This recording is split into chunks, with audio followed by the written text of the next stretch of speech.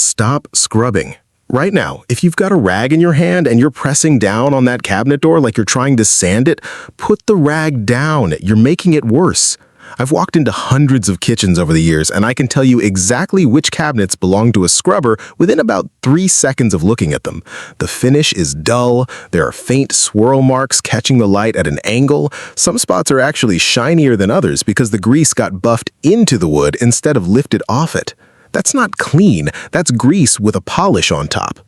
Here's the thing nobody tells you about kitchen grease. It's not sitting on your cabinets, it's bonded to them. Every time you cook, every burger you flip, every clove of garlic you sauté, every pan you heat past its smoke point without realizing it, you're sending up a fine mist of atomized fat and oil. That mist doesn't fall straight down onto your stove. It rides the air currents in your kitchen and lands everywhere, including cabinet doors 10 feet away that you'd never think to clean. It lands, it cools, and it hardens. And once it hardens, it grabs onto whatever finish is on your wood. Lacquer, polyurethane, thermofoil, doesn't matter. And it sits there curing like a very slow, very ugly varnish. By the time you notice it, you're not dealing with a fresh spill. You're dealing with weeks or months of layered residue, dust that's gotten trapped in the tacky surface, and probably a few cleaning products you already tried that just moved the grease around instead of breaking it down. I've seen people go through half a bottle of all-purpose spray and a full roll of paper towels on one set of upper cabinets and still have that gummy film left behind. That's not a product problem, that's a chemistry problem, and once you understand it, this stops being a fight.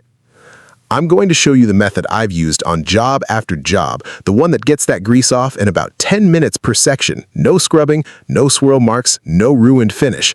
But first, you need to understand what you're actually up against, because the mistakes people make here are almost always the same 3, and they're the reason this job feels so much harder than it needs to be. The problem. Walk into almost any kitchen that's been lived in for a year or more and run your finger along the top edge of a cabinet door, right where it meets the frame. That's usually where people find out. It doesn't feel dry, it feels faintly tacky, almost like the wood is sweating. That's the tell. That's grease that's been building in thin, invisible layers for months, and it's usually worst on the cabinets directly above and beside the stove, but it's not limited to them. I've pulled the same sticky film off cabinets across the room, above the fridge, even inside the pantry if the door gets left open while something's frying. The reason people don't catch it early is that grease buildup doesn't look like dirt. Dirt you can see, dust you can see. A grease film in its early stages is nearly clear, and it doesn't darken until it's had time to trap airborne particles, cooking dust, a little bit of everything that floats through a kitchen, and start acting like flypaper for grime. By the time it's visibly dingy or has that yellowish amber tint people associate with old grease, you're not looking at a recent problem. You're looking at something that's had weeks to cure and bond. And it does bond. This is the part that trips people up the most. Fresh grease is soft and mobile. You could wipe it away with a dry cloth if you caught it in the first hour or two. But grease left alone goes through an oxidation process, similar to what happens to cooking oil left in a pan too long.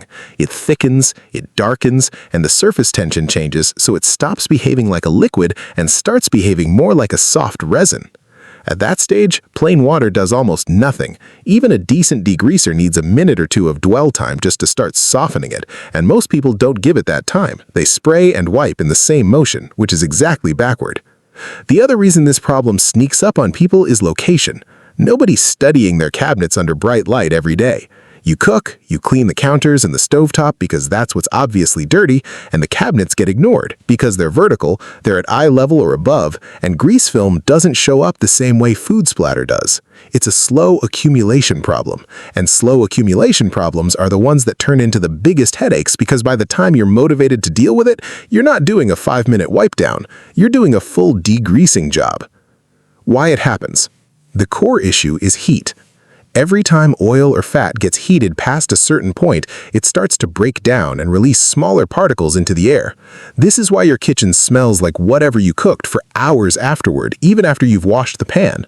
Those particles are light enough to stay airborne for a while, and they travel on whatever air movement exists in your room. A fan, an open window, even just the rising heat off your stove creating a slow convection current. That's how grease ends up on cabinets nowhere near the actual cooking surface. I've cleaned kitchens where the grease pattern on the cabinets basically maps out exactly where the airflow moves through the room, thicker near vents and doorways, lighter in the corners. Once that mist lands on a cabinet surface, temperature does the rest. Grease is a fat, and fats have a melting point. When they're warm, close to stove temperature, they're loose and slightly liquid. When they cool to room temperature, they solidify, the same way bacon grease in a pan goes from liquid to a waxy solid as it cools. That solidifying grease grabs onto the microscopic texture of whatever finish is on your wood. Lacquer, polyurethane, thermofoil, doesn't matter, and it sits there curing like a very slow, very ugly varnish. Then it just keeps happening. Every cooking session adds another thin layer on top of the last one. Each layer is drier and more oxidized than the one below it, because it's had more time to sit exposed to air. This is why old grease buildup often has that layered, almost lacquered feel. You're not cleaning one mess, you're cleaning dozens of thin coats stacked on top of each other, each one a little more stubborn than the last. Habits make it worse too. Cooking with the range hood off or the fan on too low a setting is the biggest one I see. That fan isn't just for smell. It's pulling that airborne grease mist up and out of the kitchen before it has a chance to land and settle. Skip it or run it on the lowest setting because it's quieter, and you're basically inviting that mist to coat every surface in the room. I've been in kitchens where the hood fan hadn't been used in years, and the grease buildup on the cabinets told the whole story before the homeowner said a word. Common mistakes. Mistake 1, scrubbing dry or with too little product. This is the one I see constantly. Someone grabs a sponge, maybe dampens it a little, and just starts pressing hard and scrubbing back and forth. The problem is that hardened grease doesn't respond to friction the way dried food does.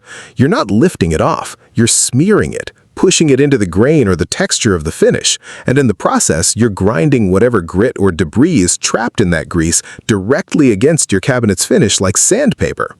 That's where those faint swirl marks and dull patches come from. I've had customers tell me they scrubbed a cabinet for 20 minutes and it looked worse afterward, and that's exactly why. Mechanical force without the right chemistry just relocates the problem and damages the surface underneath it. Mistake 2. Using the wrong cleaner or the right cleaner without enough dwell time. A lot of people reach for whatever's under the sink, a general all-purpose spray, sometimes even glass cleaner, and it's just not formulated to break the bond between grease and a surface. Grease is a fat.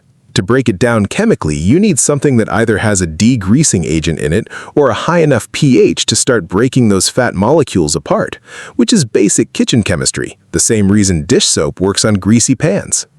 Even when people do grab an actual degreaser, the mistake is spraying and wiping immediately. Grease needs contact time to soften. You're asking a chemical process to happen instantly, and it can't. I tell people all the time, the spray isn't the tool. The spray is just the setup. The real work happens in the minute or two after you spray, while the product is sitting there doing its job. Wipe too soon and you've only cleaned the surface layer, leaving the deeper, older grease underneath completely untouched. Mistake 3. Using abrasive pads, magic erasers, or straight-up harsh chemicals like undiluted bleach or ammonia on finished wood or thermofoil.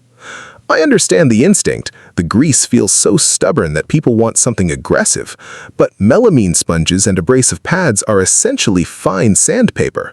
They work by physically wearing down a thin layer of whatever they touch, which includes your cabinet's finish, not just the grease sitting on top of it. Do this a few times and you'll start to see the sheen change, especially on painted or lacquered cabinets. Some spots end up duller than others because the finish itself has been worn unevenly. Undiluted bleach or ammonia-based cleaners can be just as bad, especially on painted finishes, because they can strip or discolor the coating. And if you've got any wood cabinets with an oil-based stain, those chemicals can pull moisture and oils out of the wood itself over time, leaving it dry and prone to cracking at the joints. None of this shows up immediately, which is part of the problem. People don't connect the damage to the cleaning method because it doesn't look bad until months later. The common thread in all 3 mistakes is the same. People treat this like a scrubbing problem when it's actually a dissolving problem. Grease needs to be broken down chemically before it needs to be wiped away physically. Skip that first step, and everything after it is just fighting a battle you didn't need to have. The solution. Here's the method.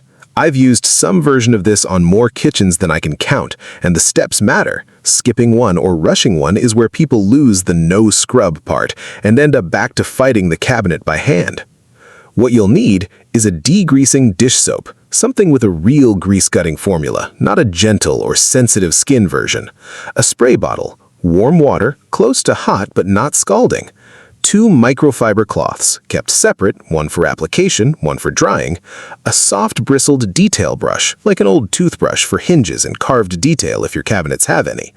And if you're dealing with cabinets that haven't been touched in over a year, a mild all-purpose degreaser as backup for stubborn spots. Something citrus or solvent-based works well, but test it on an inside corner first. Step 1. Mix your solution and apply it generously. Fill your spray bottle with warm water and add a few good squirts of the degreasing dish soap. You want it noticeably soapy, almost like you're making dishwater, not just a light mist. Warm water matters here more than people realize.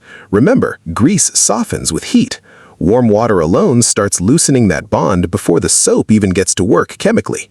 Spray the cabinet surface generously. Don't be shy with it. You want the whole panel wet, not just misted. Step 2. Let it sit. This is the step everyone skips, and it's the one that matters most. Walk away for 3 to 5 minutes. I know it feels like you're wasting time, but this is where the actual work happens. The soap needs time to break down the fat molecules in that grease layer, and that process is chemical, not physical. No amount of wiping speeds it up if you do it too soon. If the buildup is heavy or older, go closer to 5 minutes, maybe even mist it again halfway through so it doesn't dry out. I've had guys on jobs try to shortcut this step because they're in a hurry, and every single time they end up doing twice the wiping because the grease never got the chance to actually soften. Step 3. Wipe with the grain, using light pressure, not scrubbing pressure. Take your first microfiber cloth, damp, not soaked, and wipe in the direction of the wood grain or in the direction of the panel's length if it's a smooth painted or thermofoil door. Light pressure, you're not scrubbing, you're gliding. If the soap did its job, the grease should come away almost like it's sliding off rather than needing to be forced off. If you hit a stubborn spot, don't press harder. Go back to step 1 and give that specific area another spray and another minute of dwell time. Adding more chemical contact time beats adding more elbow grease every single time. Step 4. For grooves, hinges, and detail work, use the brush, gently. This is where an old toothbrush earns its keep. Grease loves to hide in the corners of raised panel cabinet doors, in the crevices around hinges, and in any decorative routing. Dip the brush in your soap solution and use small, gentle circles, letting the bristles do the work instead of pressing hard. The bristles are soft enough not to scratch, but they get into spaces a cloth just glides over. Step 5. Rinse and dry immediately with your second cloth. Take a clean, slightly damp cloth and go over the whole surface again to lift away any leftover soap residue. Leaving soap film behind will actually attract dust and make the cabinet look hazy once it dries. Then, and this part matters, dry it right away with your second dry microfiber cloth. Don't let it air dry. Water sitting on a wood finish for too long, even a well-sealed one, is never a great habit, and drying it yourself also gives you a chance to buff the surface a little and check your work while it's still slightly damp, when any leftover grease spots are easier to spot. Pro tip: work top to bottom, one cabinet section at a time, not the whole kitchen in one pass. If you spray every cabinet in the room and then start wiping, the first ones you sprayed have been sitting too long and the solution's dried out, and the last ones haven't had enough dwell time. My grandfather drilled this into me on my very first jobs with him. Work in small, complete sections. Spray one door, let it sit, wipe it, dry it, move to the next. It feels slower at first, but it's actually faster overall because you're never redoing a spot that dried out or fighting a section you rushed.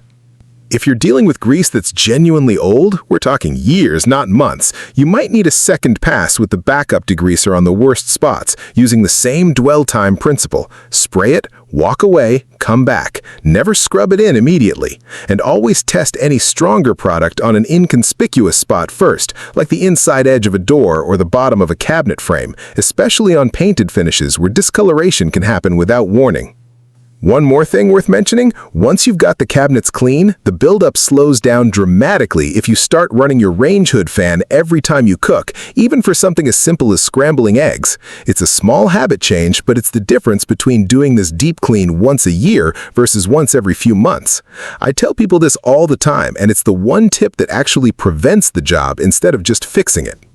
That's the whole method. Soap, warm water, patience, and a light touch. No scrubbing, no scratched up finish, no fighting grease that's had months to harden. The dwell time is what makes it work, so don't rush that part no matter how tempting it is. If your kitchen's got a grease problem I didn't cover here, maybe it's the stovetop itself, maybe it's that film that builds up on the inside of your microwave, drop it in the comments and tell me what you're dealing with.